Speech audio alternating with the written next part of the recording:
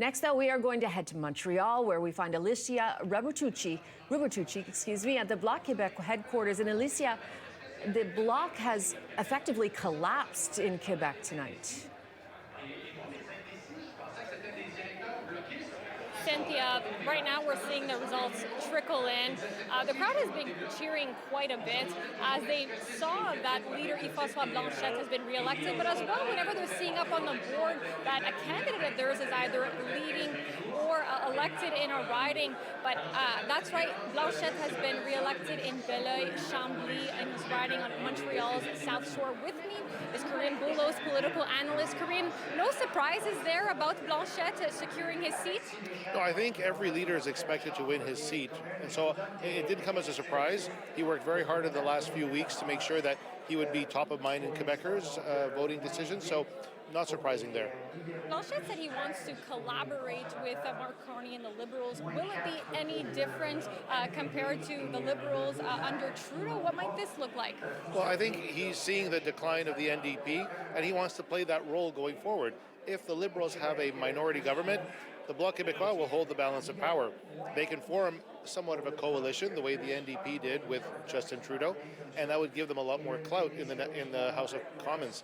However, that goes out the window if the Liberals secure the 172 seats. So it's fine in principle, but the election's not over. You know, the Liberals are currently sitting at 162 seats.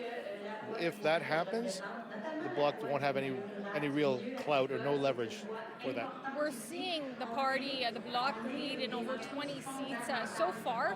What do you think of these results at this point? Are they collapsing? Are they doing okay? Well, Mr. Blanchet's going to spin this like a great day, given the wave, given the Trump effect.